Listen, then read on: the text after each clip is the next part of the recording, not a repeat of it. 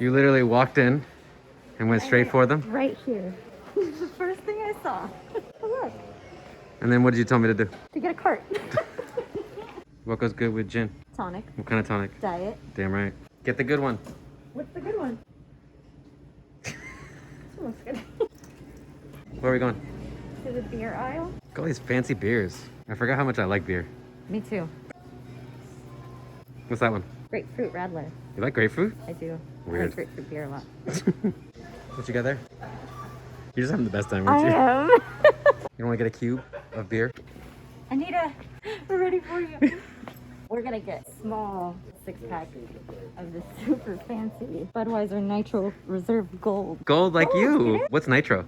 Bubbles, apparently. Now we can start the show? Now we can start the show. Hey, everybody. Welcome back to another episode of Rhythm and Booze with Mikey and Nikki. I'm Mikey. And I'm Nikki. And this is a podcast where we talk about Lindy Hop things, swing dance things, burlesque things, working commercial dancers to death, and also anything else we feel like it.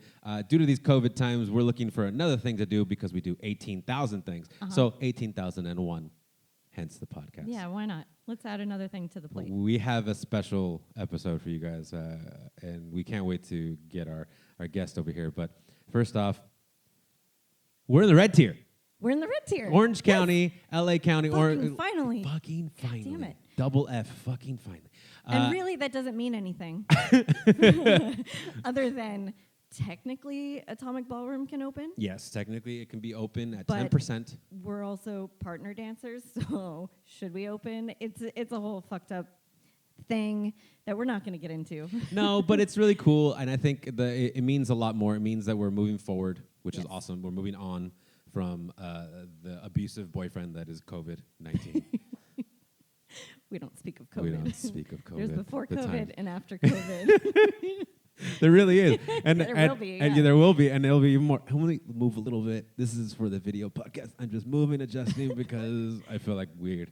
Oh, hi. Hi. How are you? And how are you? I don't know.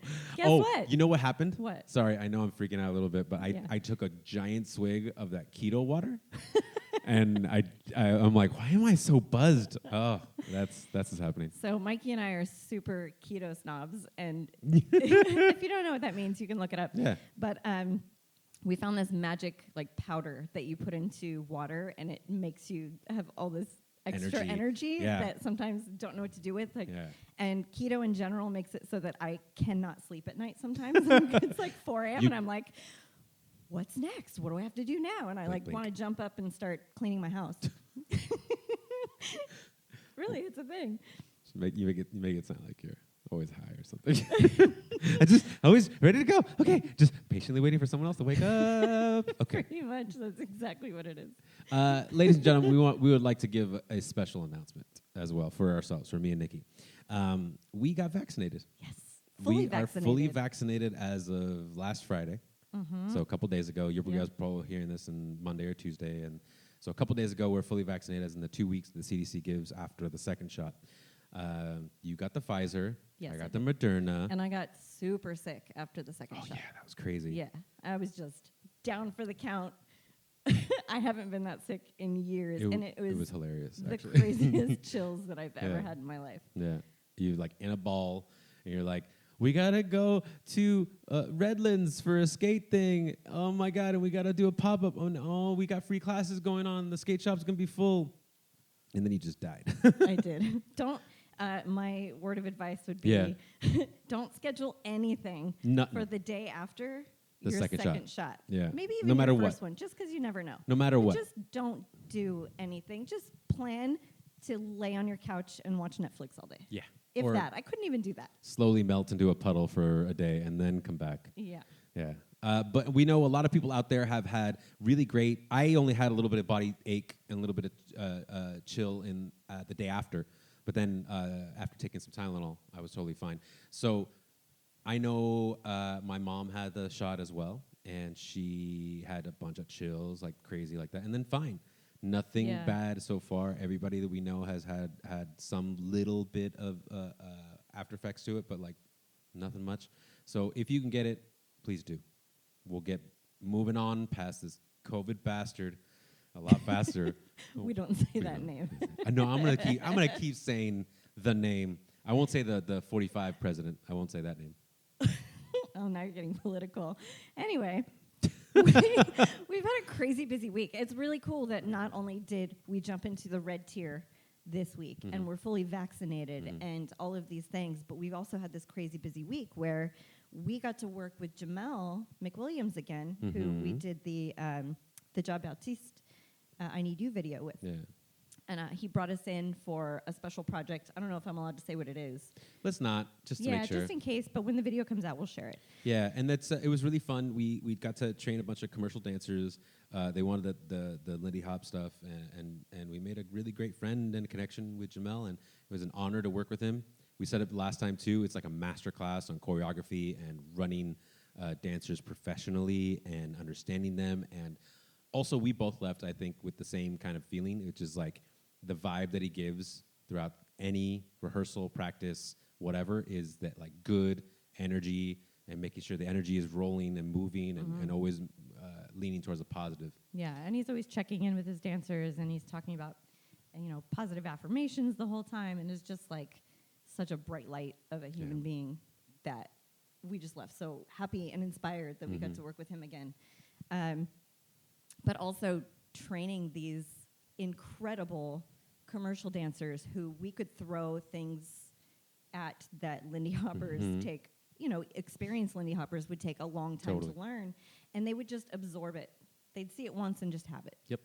And of course, there's like minute things we could change back and forth, but it's just a crazy pleasure and a whole like working your brain in a whole different way when you're working with dancers that are in there to learn something completely for the first time.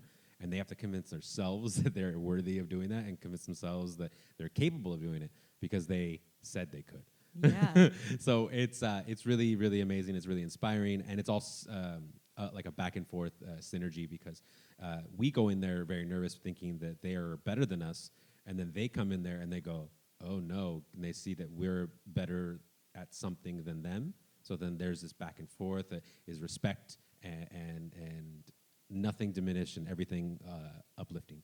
So it was really, really, really a treat to work with them and Jamel. It's so funny. Every time we're in these situations and we have to teach Lindy Hop to train dancers of any other style, Lindy Hop is really fucking hard. Totally.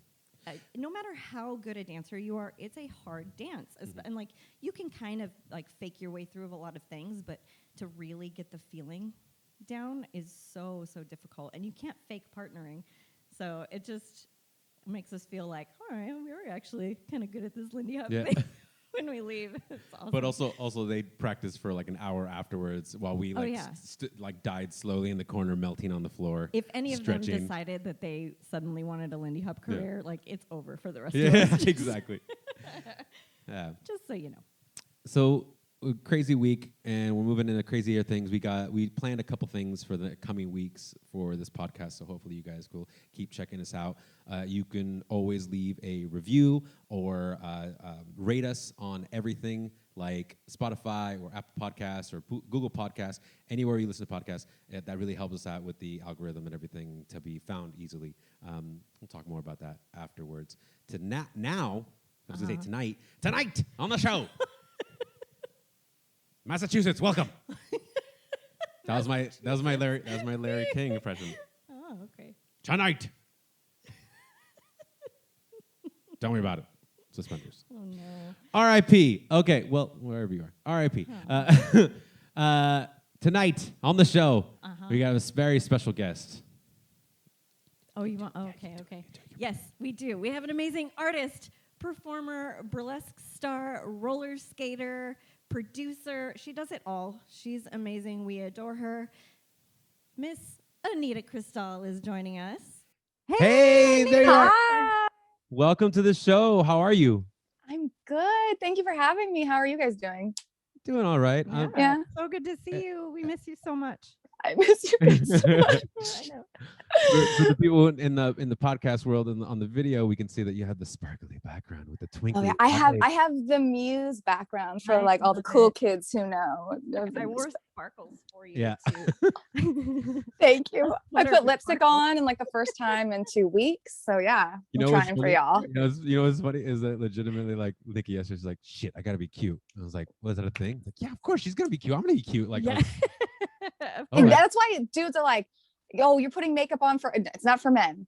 It's like, it's for the other women in the room. They're like, I don't like what you did with that. I definitely see that more. I think I just lost touch with that, like in the past year. Again, with the abusive relationship I've been in the past year. He's killing us. A lot of sweatpants. They. Yeah. They, it's just, they really are. They're just kicking right the butt. That pronoun down. We're kicking him out though. So totally, he's gone. He's at it. They are at it. So we didn't go over this. Usually we go over at the beginning of the show, and you're drinking it right now. What are we drinking, Anita? We're drinking Budweiser. Yeah, we are. Cheers. That's right. Cheers. And why are we drinking Budweiser? And every question every person has ever asked about drinking, why are we drinking Budweiser? Truly. Well, it's Anita's tagline. It's champagne taste on a Budweiser budget, which is the shit. It's the best one of the best taglines ever. I think it's so perfect. It's I mean it's like a lot of reality, because I didn't realize that by picking the beer that I actually drink all the time, that people would just be like, oh, I see what you're doing there, and I'm like, I'm not. It's really just the beer I drink. But constantly, like, I'll go on stage forgetting because I've got a beer in my hand from the bar after my act, and people are like, oh, are you branded? I'm like, oh fuck, let's turn it around. Rip off the tag. It's just not that big of a dweeb yet. Yeah. We decided today, we were like, well, we want to make sure Anita has Budweiser. So we went to Total Wine, and it's my first time there, and it was so exciting. It was hilarious. Oh, it was the first time. My first time. But they had no regular 6-packs of Budweiser, and we knew that we couldn't like deliver it to you personally. The next one up was like the 24 cube thing. And we're like, who the fuck is going to drink that much? We're not going to buy 24. I don't need your judgment, Mikey. But sorry, so we decided to Postmate you some Budweiser to make sure that you had it. And I made friends with the driver. Yeah. He was amazing. He doesn't know it's coming. And he's like, he called me. He's like, well, I see a girl with like greenish hair. Like, that's her. That's her. Yeah. Just throw it at her. Yeah, that's her. Yeah, it's fine. He drove up to the curb, and I'm washing the car, and he drives up to the curb, and he's just kind of lingering there. And I'm like, uh-oh. I've seen this true crime documentary, and I am not here for it. Like, I had my hook, like, I was like, I'm going to spray you in the face. Don't you come near me. It's like in your pocket. It's like, oh, uh-oh. And then he's like, Anita, which is my stage name. So hearing that in broad daylight is a little disarming. Yeah. And I was like, yeah, like, do I know you? And he comes up. Oh my God. He had a little plastic bag. He's like, I have something for you, but I need your ID. And I was like, absolutely not. I haven't seen this true crime one, yeah. I was like, no. And then what, are you gonna run my identity? Get out of here. And he was like, no, I have an alcohol for you from a friend. And I was like, what fucking friend? I made him show me the app, and it said Nikki, and I was like, oh, thank God. Oh my God, sir. Oh, so I'm not gonna ask who you think it might have been from that made you so skeptical. I was like, I'm not buying anyone another present. So what is it? And send it back. This one again. Oh, I love it. But seeing it, and it's a glass bottle, which I'm really specific. Yeah. I only drink out of a glass bottle. I mean, I'll drink out of a can. Right. I guessed, but I'm glad it was right. I don't know. Y'all killed it. I don't know people who would like prefer cans over bottles, but I don't. I feel the same way. No, to be fair, I tried to get bottles, but let me go back to the Total Wine story. They had no no bottles of Budweiser unless it was a 24 pack or a like 54 pack even. Yeah, exactly. And it was pretty intense. It was insane. It's good to know. Anyway, we found one 6-pack of this Budweiser Nitro Reserve Gold. And we even had an employee looking for a regular 6-pack for us, and he couldn't find one. But he told us this is Little Bubbles. We got it because it's Little Bubbles. Big ups to the people at Total Wine for like actually loving their job. They love their job. They are basically, if you imagine what a really intensely drunk person would be like if they were a nerd about alcohol, and that's what they would look like. Whatever image you painted in your head, that's exactly what they look like. You nailed it. This is really cool because also like I feel like this is your version of it because it says gold. She's like, it's gold. It's like me. That's my. It makes me like honestly, it makes me so happy to my core when you were like, it's gold. I'm like, oh. It's even gold on the top. You can't even see it, but it's my way of making my friend be like she's holding a Budweiser can and being happy about it. Oh, so we're legitimately breaking our keto by drinking this. I'm just drinking it super slowly. I'm like, I know when so much. I heard you talk about the keto, I was like, yeah, this is the stuff that has the juice water in it, which is my here for the podcast people. There you go. It's like I just keto crack is kind of what it was sounding like. It's pretty like much it. It's like what Gatorade used to be. You know, back before like we all drink it nonstop, and like now it's just like whatever. It's like water now. Now you're just feeling jazzed. Yeah. I'm just like constantly moving. Hey, how's it going? I was like, are you okay? No, I just had the keto water. Gotta move. Gotta get it out. Hard crash. Like so. I got scared. I think we all had the Zoom moment. Did you? You want me? You go. No, you go. please you go. So, where are you right now? Where you living? What are you doing? How you? I'm in the beautiful city of Orange. Oh, it's gorgeous. Yeah, it's a good one. I mean, see, there's two sides to Orange. There's Old Town Orange, which actually is gorgeous and beautiful, and you don't say that with sarcasm. And then there's the other side of Orange, which is just kind of like tract homes and not attractive apartment buildings. Yeah, pretty much it. Yeah, but I mean, and then there's the other one we don't really talk about, which live in the canyon, and they're just the horse people. We're just not going to talk about the horse people. Yeah. Okay, I had to live there for a year. Yeah, there's literally a neighborhood called High Horse, and every time we drove past it, I was like, "Oh, we don't go to that neighborhood." They're on their high horse. Very accurate description for that area, though. Legit. And I feel like it's such a weird thing that I'm like looking over here at the list of bullet points. I'm like, where are you and what do you do? Please don't yell at me. I apologize. I know I did. I went there too far. I'm gonna let you what do you do? What do I do like on a daily basis? Like for shits and gigs? You as like amazing artist that does all of these crazy amazing things, but we also know that you have like a legit big girl job, and I know you were traveling around the world for work. You don't have to go into what you do, but are you still traveling, or are you? No. So I mean, I won't like name my company because let's not have them look my boobies. But I'm an adjuster for like different kind of entertainment and things. So if like things get damaged, I go and look at them and yada yada yada or whatever. So I used to travel a lot to go look at losses and things like that. And I obviously with COVID, there's certain people that are doing that, and we're not. We're now all remote. And a lot of it now is just like poor productions that have been delayed. It's very, so it's now just like a lot of like desk work. It used to be a lot more fun and like boots on the ground, and now it's just kind of like going through loss ledgers. So it used to be fun, but like everyone else, everything drastically changed in the last year. So I'm hoping to start traveling again for work in October. When was the last time you were on a plane? Last December. On Christmas Eve. Oh, crazy. Yeah.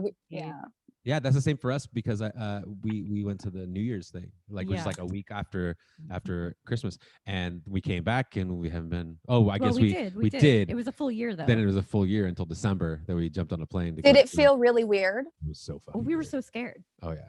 We were super scared. We like stayed like huddled together and like stayed away from everybody else and wore N95 masks. Yeah, I had to hook up with like an N95 mask, which is like very uncomfortable to wear. They are like real tight now.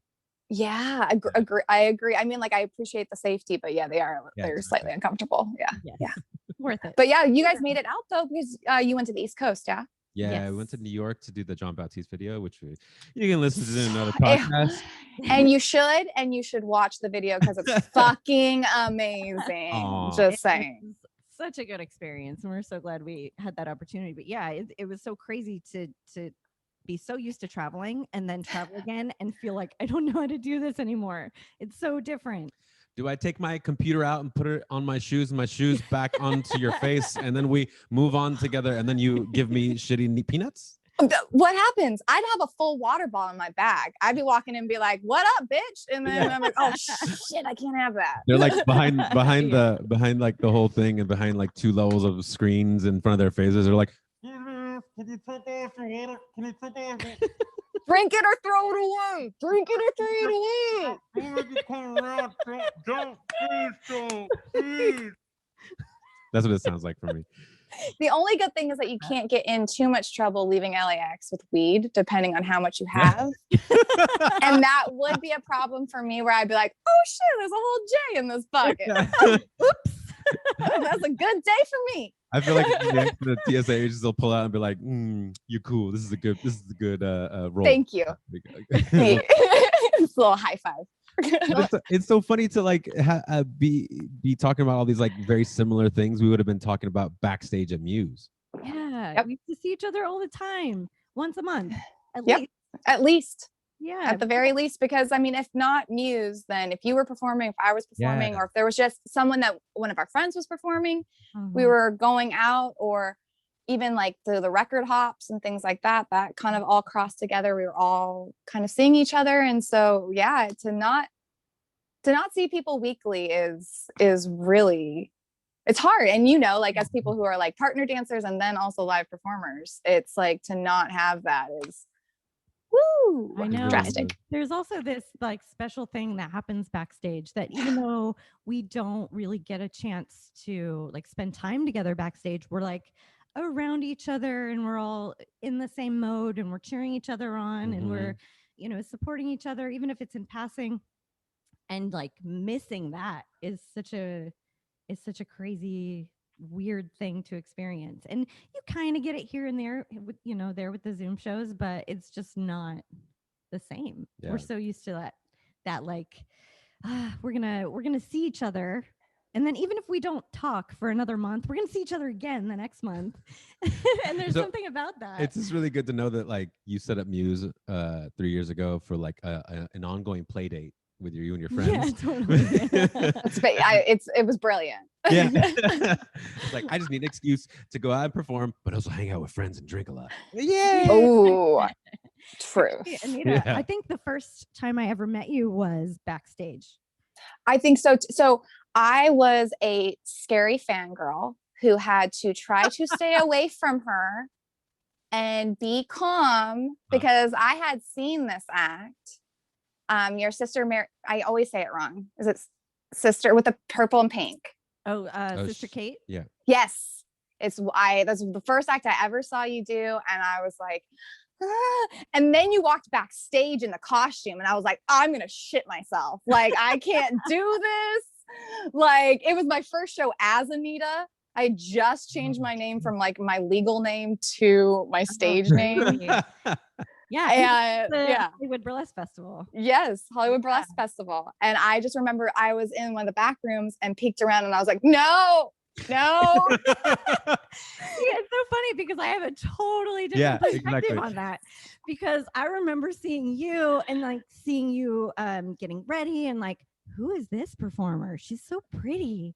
And then I saw your skates and then I was like, I want to talk to her. Like, she's so cool. I want to be her friend. And then I remember going up and being like, I have Moxie skates too. And like trying to talk, but I was so like awkward and nervous. And then I think you were super awkward and nervous. And we're just like, okay, bye. Like, and inside I was like, oh, she talked to me. Okay. All right. We're going to be fine. I do have Moxie skates. I love your skates. This is very exciting. Oh my God. Is this what happens when like two blondes meet for the first time? It's like when two Starbucks are across the street from one another. There's a nexus in the middle. It's very strange here. It was too much for me. I was like, oh God. And so it was a starstruck moment for me. And then, then going to Atomic and doing Ginger Valentine's class and getting to meet you kind of more. Yeah. And then seeing you again at Elcid. And I was just like, there's the warmth to you that like you exude. So I was like, I want to be around this so bad. And I kind of felt the same thing from you. Totally. And I knew, because, I'm going to all these shows and I had been like, planning my show in the back of my mind for a long time and kind of taking note of who was more local, who I wanted to be in the show. And like I remember the first time I saw you perform, I was like, yep, noted. Mm-hmm. Like, I think I wrote down your Instagram right away and was like, I'm going to hire her for my show. So I don't know if you ever seen good old Moxie over here at the show, but like you'll be sitting next to her and then all of a sudden the show starts. She's like proper, like stiff back and just like watching everything with phone out, ready to go. One's out, ready to go. Like it's just, I was like, it's business, baby. Yeah, it's a business. It's like, I'm here to learn. I'm here to be attentive. I'm here to hoot and holler and throw money on some strippers. And that's how you're like, she's a real one. Yeah, she's a real one right there. Good. Mm-hmm. Y'all just follow her lead. Things have changed a lot over the last year. I remember early pandemic seeing you jumping on Instagram Live and just chatting. And I loved it so much. And I would try to jump on whenever I saw you on just to like say hi or whatever. Like you and Mizan getting together and making drinks. Oh, yeah. Or whatever. So stupid. It was hilarious. I loved it so much. I remember. It's just like, it was that same thing. Like almost like seeing your friend, in passing. I felt like such a stalker because I was like watching you guys cook and like it was like you guys were just doing a thing and I was like saying stupid shit in the comics like. We were so thankful. We were like, oh, thank God. We made green bean casserole one time. I remember. Because neither one of us cooked. So I was like, well, what can you make? And she's like, I can make green bean casserole. I'm like, motherfucker, I can make green bean casserole too. I think at some point someone got too drunk. They're like, I don't have this ingredient. Like, she didn't have any of the ingredients. I was like, no one eat that casserole. But go ahead. Oh no! I was like, her husband loves her so much, he'll eat that casserole with a smile. So good. Love it. Yeah. No, it's been really cool to see, like, not only that, but you've been so like just jumping on and sharing your personal life or going through your costumes and talking about, where you get your costume pieces and things like that and how you support other performers. It's just been great. It's like getting to see more of your personality than I've seen, like one-on-one. And it's really cool that you're willing to do that, like for the world on Instagram. Thank you. That means a lot. I mean, I've like, to be perfectly honest, which I think a lot of people have been suffering the same thing, is like I was suffering a lot of mental health issues and being really depressed and really anxious. And the social media, as much as it can be very destructive, it is so freeing to go on and like see your friends, like seeing Mikey's name pop up in a live like would make my whole night, or seeing Coco or seeing you and Coco talk back and forth in my live conversations was some of the funniest shit I'd ever seen. So like it was kind of backstage moments again, but it also kind of was able to let me have some freeing time to like distract myself, but also kind of get some weight off too. So sometimes I have to tell myself to like rein it in and not be so open on it. But at the same time, it's kind of like my own little therapy. Like even though I'm in therapy and I advocate for therapy, it's like a little bit of extra dose of like, it's the doing stupid shit and laughing at yourself. Yeah, totally. It's the venting stuff that like I feel we would have used that energy towards something else, but right now it's just we're super limited. social media is constantly that thing we run to where we can be like, hey friends, please listen real quick. And you're like you said, it is a double-edged sword. It's kind of, it could be some evil shit on there, but like it was a perfect time for social media to be as powerful and big as it is, because all of us like really used it and are still using it. Like us right now, we're using Zoom and doing all this podcast and stuff. Like, I don't know if we would have done this if it wasn't for the pandemic and whatnot. Well, it was really kind of cool to see. Remember, like early pandemic, like the first month or couple months, you'd go to Instagram. Oh yeah, and all of everybody it was live, and you're like, I can't keep up. Everybody's live right now. Who do I talk? You needed a guide. Yeah. You needed a TV channel guide for the lives. Legit. I'd be like, I'm looking at a DJ right now, and there's like a million people. Oh, there's Michelle Obama, and then there's Anita and Mizan, and they're cooking casserole. Okay, and Coco's in a bar. How did she get in a bar? Who knows? And then there's Nikki. She's right next to me. Oh shit, she's live. Like, She's live too. Yeah. I think that was, it was great though. It's almost like nostalgic, right? It was those like the early months, like early 2 months before May, I'd say, like, because we got to open up some wounds that, we need to talk about. It was before ring lights were hard to get.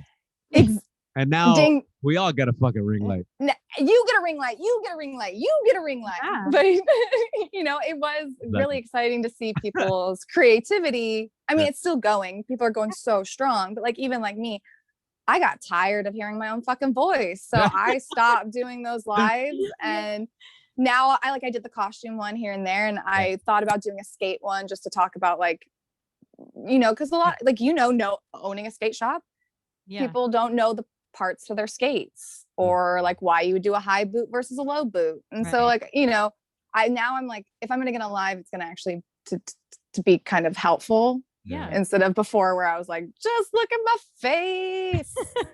I think that was one of the things that caught me. Like, it's sort of the progression of everybody, just like you said before, where like we saw people kind of just like futzing around and like getting weird angles on themselves, and then progressing like months later, getting ring lights and upping their game, and kind of getting tripods and upping their game with like lighting, and upping their game again with like content and the realism of it all, and like talking about some good actual shit that they believe in or want to get out there.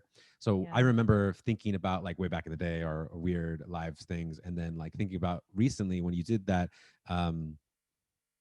performers and like supporting performers and like doing all those cool shit. Like I was like, whoa, we've come far.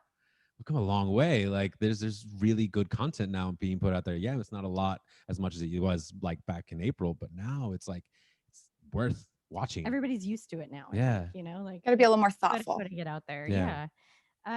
So there's been a ton of live stream shows. That's been like the pivot that we're doing. And it took a little bit to get going. I think around April, May, they really started to kick in. Yeah. What do you think about doing these live stream shows? Do you enjoy it? They're kind of like a mixed bag. So before I say anything, I'm so appreciative of the live shows. Like I'm appreciative of the producers, especially some of these producers who are fledgling producers who have killed it in the virtual world. I'm really thankful for them because we still got to do our art in some way, shape, or form. So I'm really thankful for them. It's so different though. I mean, like I always like you get done and you're in your pasties and you're in, I mean, for me, it's the second bedroom and it's silent. Yeah. And it's just my AC running in the back. And you're just like, great, glad y'all could come. And then you just kind of like, there is the gratification and the validation in the applause. Mm-hmm. And not hearing that is really hard. But I'm almost interested to see, like, even though we had a taste of it back in October and November for Muse, mm-hmm. I'm really interested going forward of almost the jarring aspect of hearing applause again and hooting and hollering again when you're actually on stage. Crazy. I haven't actually thought about it. Like we've had a lot of discussions about, I go back and forth. Like I love the live stream shows and I love the creativity that comes out of them. And, especially as people progress with the live stream shows and they just get better and better. But there's this feeling I had after I did a couple of them, like, what's the point? Like, mm-hmm. because that audience aspect is missing, that for a while I was going back and forth. Like, why am I doing this? Oh, because I love it. But do I love this version of it, and it's just such a like, you know, a hit and miss kind of thing. But yeah, like you said, I'm super appreciative that these things are happening. But yeah, I cannot wait to be back on a stage. Oh my god, I cannot wait. Yeah, I'm with you. That's like 100%. And with like, you guys know, I can't stay on a stage. Like I am literally like in audience laps and shit. And I don't know what to do on a stage, having to stay on a stage and not being able to have the crutch almost of the audience to go like, because I'm gonna be real honest here. I don't choreograph any of my acts. None of them are choreographed. They're all improvised. So oops, I forgot something. I can go over and rub a bald head or drink someone's drink or do something stupid. Like I can't do that anymore. And it does make, I mean, I feel like I had to become a little bit of a better performer, but it almost made me question. I was like, I don't know if I am a good enough performer to just stay on a stage and just do that. So this year has definitely been a lot of questioning of, was I good before? Am I good now? And am I gonna be good going forward? And it's just been like a lot of questioning and just having to be like, just fucking do it, because you're gonna be really mad if you don't do it. Right. Yeah, exactly. Yeah. Well, there's also something to be said too for the way that we've all had to pivot. Like now it's not just showing up and getting ready and hopping on stage. It's how are you going to set your backdrop? What's your lighting like? What's your lighting? Yeah. Is your internet connection good enough? Is it all of those things? Totally. Like there's just so much more that goes into these types of performances. But at the same time, it's kind of forced us all to get better at everything that we do and upgrade our game in every way. Like we talked about the ring lights. Everybody's got great lighting now. You know, that's a positive thing. It's reevaluating everything, like those questioning bits. Like I feel like that's very much the same for you. But also, I mean, not just to point fingers, but like also myself, like in Lindy Hop swing dancing, exactly the same thing. It's like, well, I used to do the trick right here, but there's no one to do it for, and I don't know if it fits the music anymore. I guess okay, let's just do that move again. You know, like you going over rubbing the bald head, like is like my equivalent of like I'm just gonna let go and do like a cute little move, right? Doesn't really work anymore. It's just like it's not for anybody. It's not for a thing. It's like not for the drunks that are sitting around the bar watching this stuff. Yeah. It's amazing how much those drunks validate. Right? It's amazing. The drunks so much. The drunk woman who's like, oh my God, you are so beautiful. You're so pretty. And you're like, oh, thank you. Yeah. Like, thank you, Susan. Then they take a selfie and they figure out later they brought a hat to the wrong side. And you're like, I missed my chance. It's so true. Yeah. You're like, come back with my boa, ma'am. Please, wait. Mine. That's a thing. Everyone has their costumes. Well, I think costume pieces are probably still being lost. Now they're like behind a headboard or, you know. For real. I flung a bra a couple months ago and I was cleaning the dance studio, if you want to fucking call it that. It's way too fancy of a word. And I found it behind a piece of furniture. I was like, oh shit. That's hilarious. I was looking for you. Yes. I'm the worst kitten ever. I can't even kitten my own fucking clothes. Perfect. Just spinning it back around, like, because it's just beautiful to me that like we're all able to like question ourselves and have it affect us in a way, because that's, for me, the way I perceive it is the way we use these kind of passions in our lives, burlesque, performing, dancing, whatever, all of that stuff, to see the world. And when we can't see it the way we want to or do it the way we want to, then the world starts to look a little funky and weird, and we start questioning everything around us.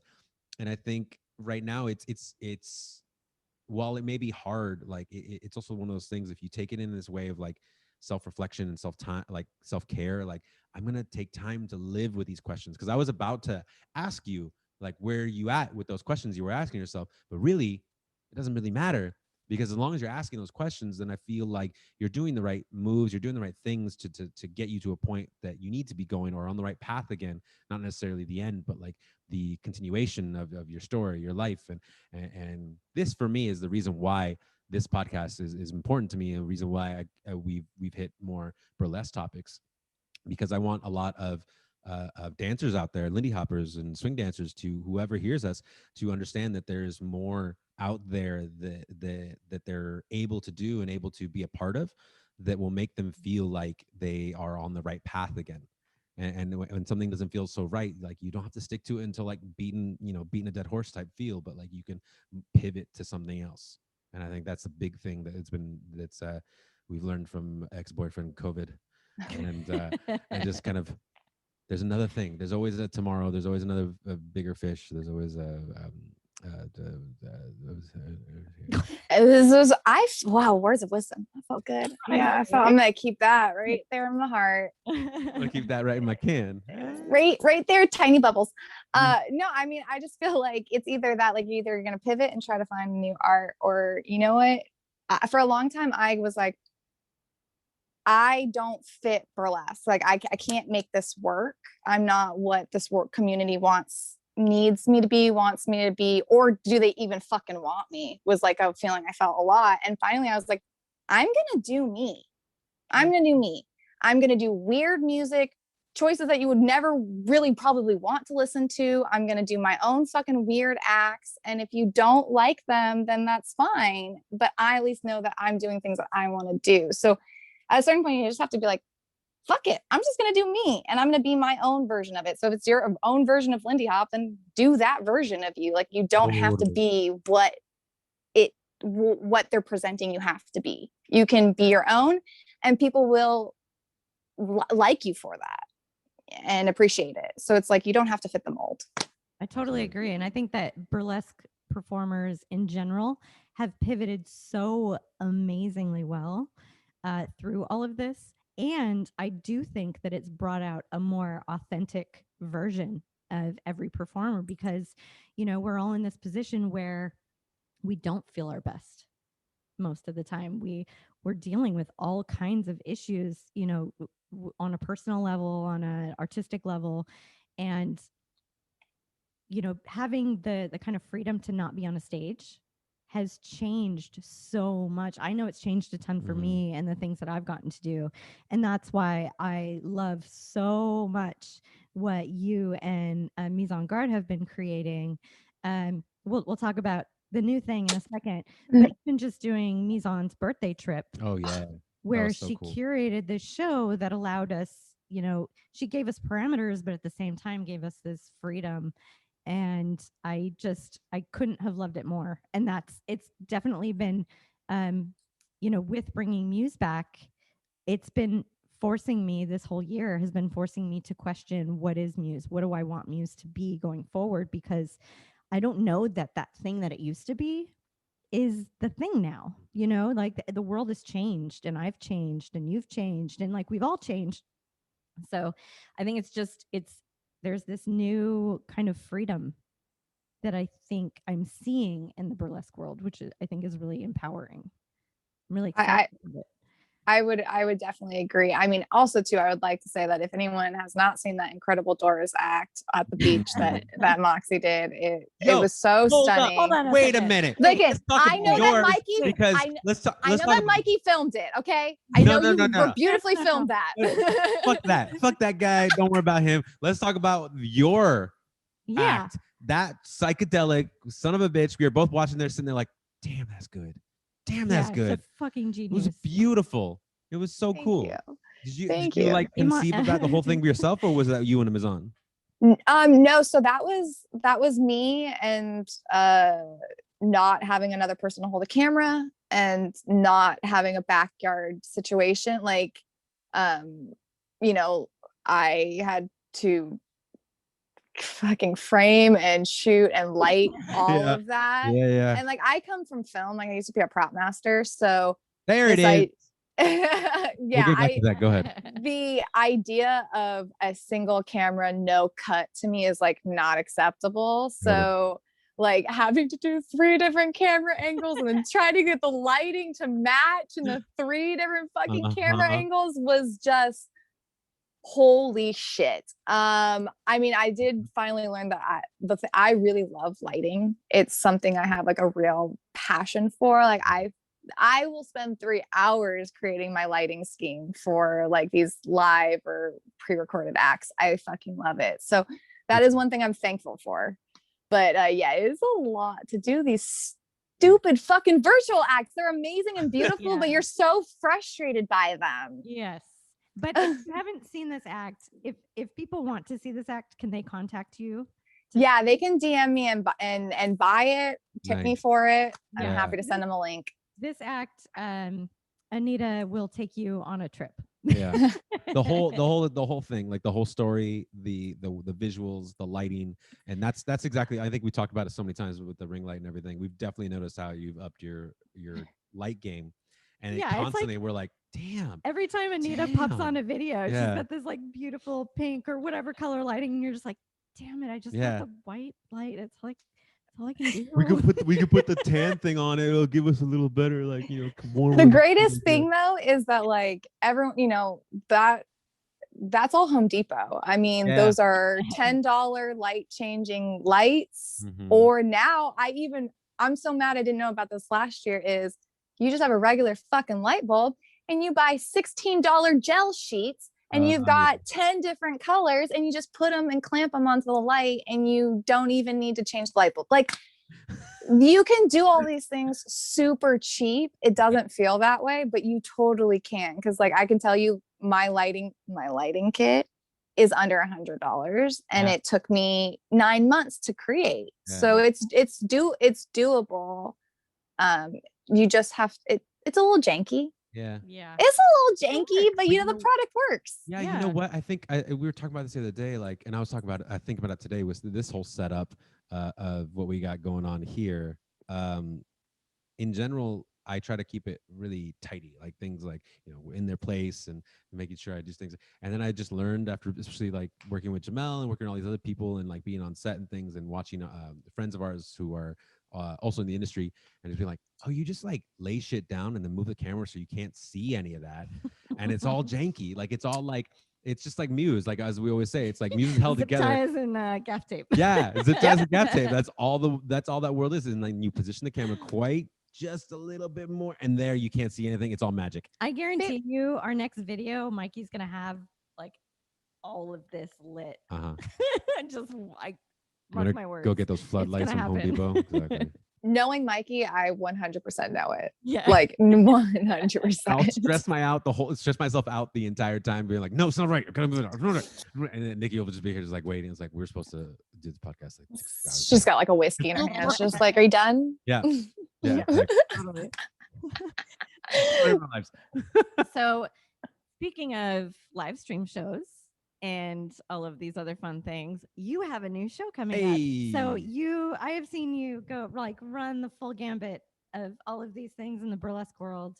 And now you and Mise are producing a show together, and I could not be more excited for the show.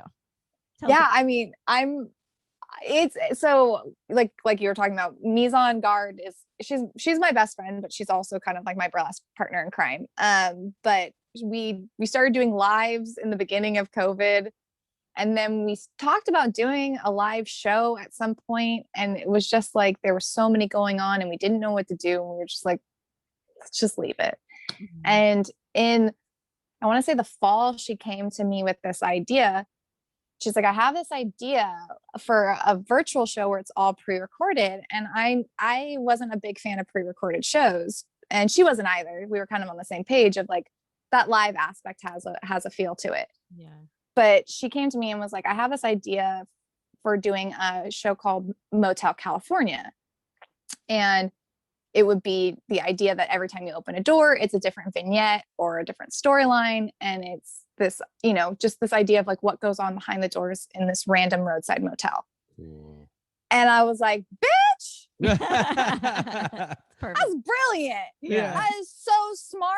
I mean, so 100% Motel California is Mizan's brainchild, that I was lucky enough to be friends with this gorgeous tiny human being and just be able to help her nurture the idea going forward. And so we went back and forth how we were going to do it. We really wanted to make it live. We were like, we want to make it live, but it was like, what are we, broadcasters? That's not going to happen. So we settled it. It's going to have to be pre-recorded. Yeah. Oh my God. Oh, right. I was like, what are we going to have, like a fucking like NFL camera and be like the cables running the backwards? guy holding back the cables going back and forth. Everything good, moving fast. Big old headphones with like the mic on it. No, I was like, that's never going to happen. So, and we were like, okay, so how do we do this? We're going to do pre-recorded. And so like you touched on with Mizan's birthday show, we basically use that as a trial. Can we film these videos? Can they be edited? We definitely stuck your video all on your own because we're like, you'll be fine. She'll be amazing. Right? Moxie's amazing, right?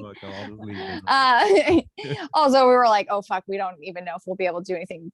We were so struggling as far as trying to figure out how to edit. It was hilarious. But once we got all the footage for the certain performers and then got it all cut together, we're like, oh, we can do this. Like we can actually get this done. So that's when we started to do actual Motel and start to build it. And when we reached out, obviously you were one of the first people, Mox was one of the first people who were asked for Mizan's birthday party. But then also we were like, we have to have her back. Hello. She's incredible.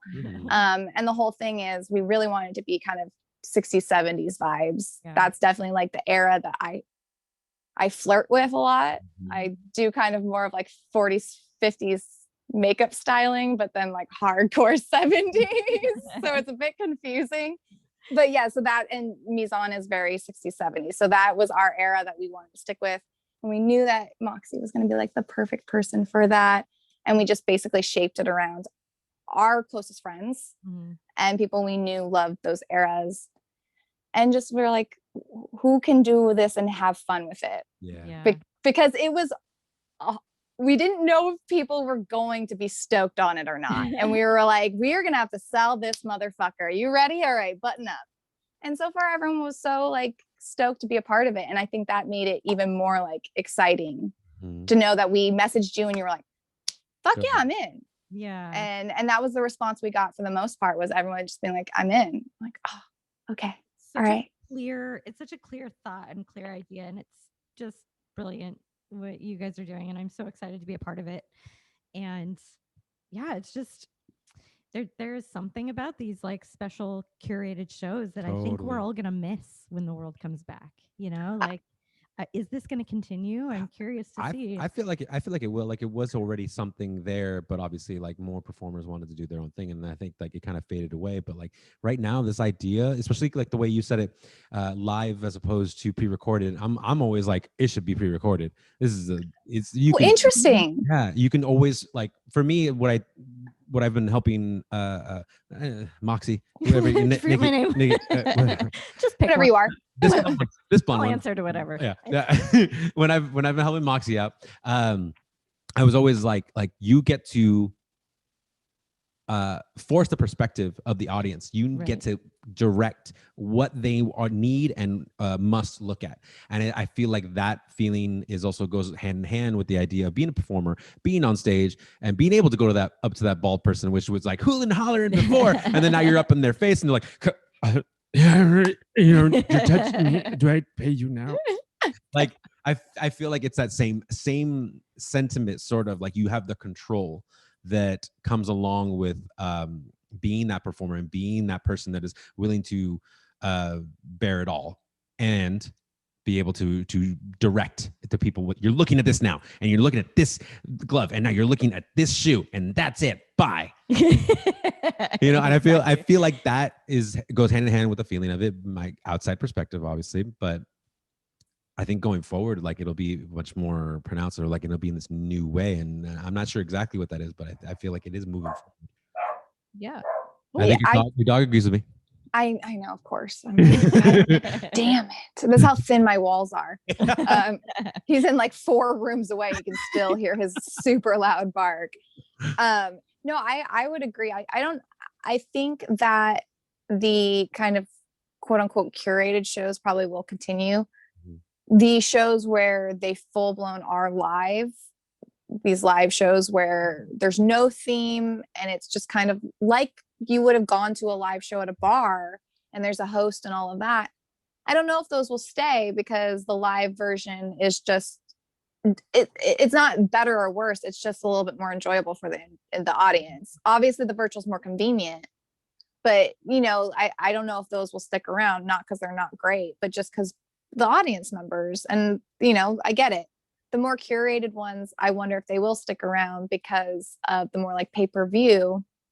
And I wonder if people still, even though I'm itching to get out, I wonder if other people are as itching to get out too, are still weary and are like, you know what, maybe we'll go out once a month now instead, and we'll do more of like the in-home stuff. So I'm interested to see. But like, what do you guys think? Do you think it will stick?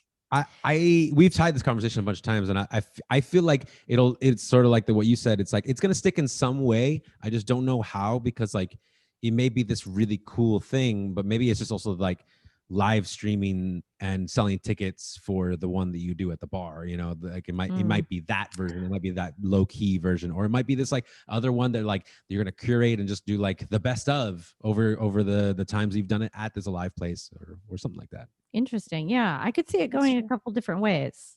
I like the idea a lot of maybe at least initially, as we get back to live shows, to also live stream them.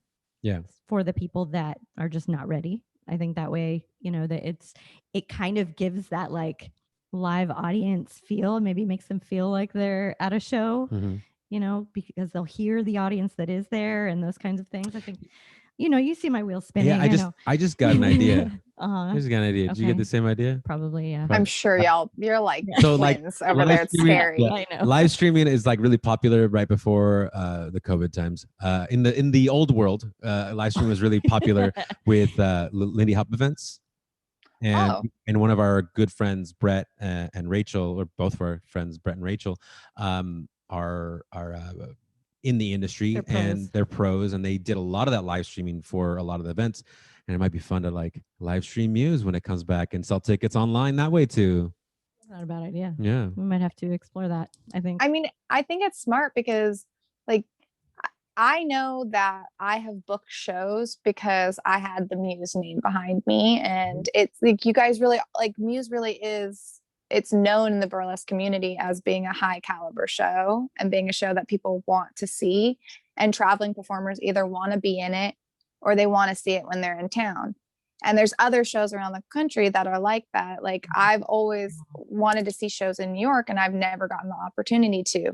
Definitely. I've always wanted to go to Hubba Hubba and go to the DNA Lounge, and I've never had the opportunity to. And I know they're broadcasting and things like that, but I'd love to also see it when it's back up and live too. So I think it is a really great idea to do that, because on a Friday night when I'm not feeling like putting my fucking makeup on, or I had a really long day at work, I'd like to feel like I'm with people too. So I think it's a great idea. And it's the idea of like people who maybe never will be able to get to Orange County, but they know Muse and would love to see it. So I'm gonna think about that and maybe make that happen for April 11th.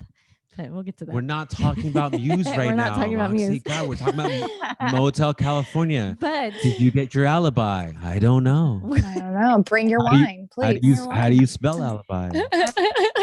So before we move on, we have a couple closing questions for you. But where can people find out about Motel California? So we were dipshits and we didn't make an Instagram for it. But you can follow me at Anita Cristal or Mizan at Mizan Guard.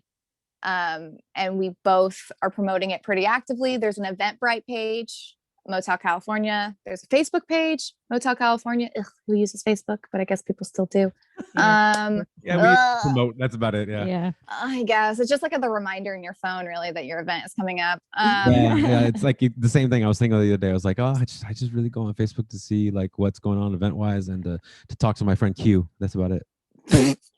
He's really interesting. The 14 people that might be him. You never know. God, You never know. I'm just saying though, I don't know what's going the fuck on in Palm Springs, but like every other car has a cute bumper sticker on it. So no. Beware Los Angeles. They're closer than you think. It was insane. I was like, oh, okay. Oh no. Oh, that's crazy. Old people, right? But Okay. there, For real. you guys are also doing something really awesome with the VIP packages for Motel California. Yeah, so if you go to our Eventbrite page, you can see what comes in our VIP package, but kind of trying to make it a little bit more physical and a little bit more interesting is we created a VIP check-in, which you obviously get the access to the live event, we have a live DJ spinning vinyl, 60s and 70s tunes only for 30 minutes to get your happy hour on. And they have the pre-recorded, and then we have a live after party. But we wanted to create a little something more physical. So we have a VIP package, which has your key fob, like the old school vintage key fobs, a do not disturb sign that is obviously themed towards Motel California. We have a check-in letter that's signed and has a special photo in it. And then each one will come with a one-of-a-kind performer in stacks, which I didn't realize. It's like a new version of a Polaroid. Yeah. For people who don't know what Instax are, because I have to explain that a couple times. I love it. Yeah, that's so great. So fucking cool. Like that just reminded me of something else that I won't go into too much, but we would do this interactive theater that like we got a box shipped to us like that, and it was like that same thing, and they asked us to put it in the box, and there was a whole bunch of stuff, and so that's so cool. I love that stuff. It makes them feel like they're at the show and they got some like really limited edition stuff, and that's so perfect. Well, like, and I'm a prop person, so like anything you can hold in your hand, I'm like, oh, I love it. So yeah, Mise, I was like, what about baby soaps? And she's like, so you need to stop. And I'm like, but what if we put slippers in? Like, what if we did like a little sewing kit? And she's like, we put 4 items in and just be done. Can we put a small Bible in there too? Right? For real. See, I'm with you. I'm with you. So many ideas. An orange Bible. Oh my God, I'm done. Exactly. And then a little bag for your dry cleaning. It's perfect. Exactly. A little hanger with it. Oh. A robe are endless. It's endless. Oh, like soiled sheets, right? Soiled sheets. Oh my God, you could be like Moxie Gold laid in these sheets. Yeah, exactly. And then you have a black light with it, and just imprint of boobs and butt. Like it's just. See, and I'm sold. Me too. Maybe next round. Yeah. All right. So good. All right. To wrap it up here, we've got a couple questions for you. We've been kind of doing this thing. Sometimes he asks me questions and I don't know what they are. So we're going to ask you questions and you don't know what they are. What do you hope sticks from all this COVID bullshit that we're dealing with? Like what positive thing do you hope continues? I guess I think for me is people have been so much more understanding with each other. Like sorry, I haven't talked to you in a couple days. Sorry, I haven't talked to you in a couple months. Or, just the understanding of like, hey, I'm really fried right now, or my brain doesn't have the capacity for this. Like people are just so much more honest with how much they can take on. And then also the idea of like, just because you're doing a lot, like you don't need to be doing a lot to be doing your best. And I think people are starting to kind of feel that and understand that. So I hope like the compassion that we have for each other sticks around. Because we were kind of dicks beforehand. I mean, yeah, I totally agree with you. It's like self-absorption to like a crazy degree, and then all of a sudden now it's like, now that we have time, we can do everything I ever wanted to. It's sort of like that Twilight Zone episode. It's like I finally get to read all the books, and I'm like, crack my glasses. I guess I'm just me and books I can't read. I don't think I saw the metaphor episode. I'm getting to is basically the metaphor I'm getting to. I started to keep going. This is Budweiser's real good. It's good. It's the time of the bubbles. The thing I'm getting at is that like they got rid of everything that they said was in their way, and now they got to focus on themselves. And hopefully they actually really did focus on themselves and learn that like, wow, I need to adjust some things or work on some things, and then hopefully make themselves better. But yeah, that's what I see about it. Yeah. Okay. One more question. This one, Mikey's. Go ahead. No, you go ahead. Okay, I'll go ahead. Did you want me to say it like that? No. Your question. I forgot it, to be honest. I forgot it. I was like, looked at it. I was like, oh yeah, I did ask about that. This doesn't feel good. To be honest, I'm gonna be straightforward. Yeah, go for like it. we saw this. Do you know who Soleil Moonfry is? Punky I supposed Brewster. to. Oh yeah. Her real name, and like she did this documentary about like all these old videos that she used to do when she was a kid, up until she was like her mid-20s, and all these diaries and whatnot. And she would just like carry a video camera around with her, and she would start asking questions. And a lot of the times, it was the same type of questions. It sounds funny. Go check it on Hulu. It's really good. It's called Kid Night.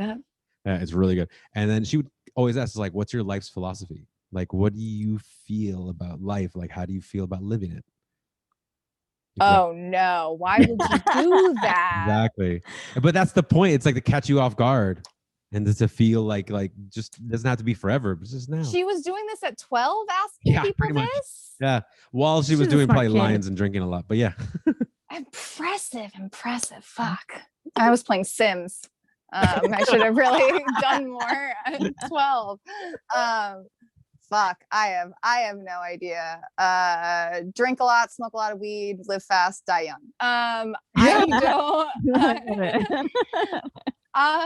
don't know, man. I think for the longest time, like I hated myself so thoroughly. And I think at a certain point, you just like, if you can just get through life being like, small victories lead up to big victories. Like there was days where I couldn't look in the mirror, and now I will have no problem posting myself naked on the internet. Yeah. And like, so there's these things of like, finally for me, I think my philosophy in life is just being like, be you.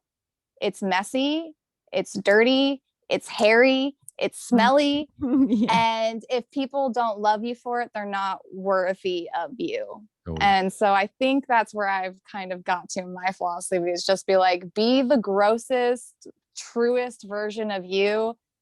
And if they don't stick around, they don't fucking stick around, man. Yeah. So I think that's where it's at. I love it. You know what, Nita, I feel like in so many different instances in this podcast, this discussion, like we haven't really had a chance to like really talk like this ever. Yeah. And I feel like you've just solidified all the reasons that I adore you over and over again. And you were always our first choice to do this with us. And yeah, you're the first on the list. I love you guys. So thank you so much for being willing to jump on here and hear us talk and then talk with us and be caught off guard by crazy questions that we watched from a Hulu documentary. I think bastards. I have to say, like, honestly, like you being our first guest, it was like, again, our first choice, but at the same time, it's like, one, we felt like you fit the mold of what we were looking for. At the same time, it's like, we know you, but we also, there's parts of you we don't know that maybe we can talk about. And like that you're the perfect first guest. It was awesome. You were amazing. No, it's funny. I like, there's these moments like the love I have for you two is crazy. Like I love you two so much. Like I constantly feel so honored that you guys are in my life, and that I feel like I got chosen by you guys for some reason to be that you chose me to be your friend or be a part of this little family that feel so lucky to be a part of. But at the same point, I'm almost like, we've never had to be able to have like this real bonding conversations. But for some reason, I feel this affinity and love, like absolute love for you. Like I have memories that you guys are in that make me piss myself laughing, or are some of the worst, my lowest moments too. There's some of my lowest moments that y'all have been in the background for hanging out. And it's like, I'm happy that you guys have been there in those moments. So I'm so proud of you guys. I'm so proud of what you guys have done and continue to accomplish. And I love this podcast. I was listening to it, and when you guys told me you wanted to be a part of it, I was like, oh shit, okay. All right, I'm into it. So the love I have for you guys is just, it's enormous. And I'm so proud of you guys. And to watch you guys just continuously expand and grow is just amazing. And Mikey, to not be in the burlesque world and support us so thoroughly with your heart, like, I just want to quickly, before y'all stop, at Copper Door in the backstage, there is a stairwell that leads to the exit way, and that is where I get ready. And Mikey started to learn that that's where I got ready. And slowly over the months, I had a full length mirror, a table, and my drink set up. Mm-hmm. And he, as I would come in with my garment bag, he'd go, Nita, your spot set up. I'm like, you motherfucker. Like, he just watches. Yeah, he calls it your perch. She's up in her perch right now. You watch us, and not like a creepy way. That sounded gross. I've had a lot of beer, but you get to know us. You actually get to, you get to know us, and you like, you're observing us as artists, and it just feels really great, So Nikki, the fact that you've brought all of us together, I'm just so thankful. Yeah. Aww, so thankful. We adore you so much. Absolutely. And we're going to be seeing you very soon. And I'm very excited about this. Yes. And I honestly, y'all need to come to Motel just because the things that we have for Moxie Gold. Hey. Set up for Moxie Gold, baby. It's a special shoot for Moxie Gold. So it's real good, baby. Come watch. I can't wait to watch like it when I saw about the box and everything in it. First off, thank you so much. You're so kind, you're so sweet, and I just take in consideration what I would like as any kind of performer, feeling appreciated. And then if I can worry about anything else, all the negatives of putting on a show and make you guys just worry about performing, then I've done my job correctly. And that's the only reason why. Anyways, more about me. The box is really cool. Like I was about to sign up like last night. I was like, oh, this is fucking cool. I want that too. So I can't wait to watch it. I can't wait to see what you guys come up with. Check it out, everybody. The show is April 9th. Tickets are available now for Motel, California. Put on by Muse and Anita Cristal. Yeah. Thank you. Hey, well, with that, thank you guys so much for listening to another podcast. Thank you so much for our first guest, Miss Anita Cristal. If you are interested, please check her out on Instagram and never Facebook, but there's something there too. And follow because she's just fun and like puts on amazing costumes and posts pictures of them. And she's a really badass roller skater. We didn't really talk about that, but we're coming to your fucking ramp. Please come skate it. Post videos, and it's pretty great. Yeah. And please catch us on Apple Podcasts, Spotify, Google Podcasts, or anywhere you listen to podcasts. Rate and review us. It helps us out with the algorithm, and that's really all we ask for. This is all just free now. We used to have all this other stuff, and really just now it's for fun, and it gives us something creative to do. It's another outlet for us to talk the way we normally talk, anyways. Also, it gives us another excuse to drink. Yeah. Yeah. I mean, all right. I need another one. Yeah, I guess I need another one too. Cheers. Thank you so much, Anita. Thank you. Thank you. Bye.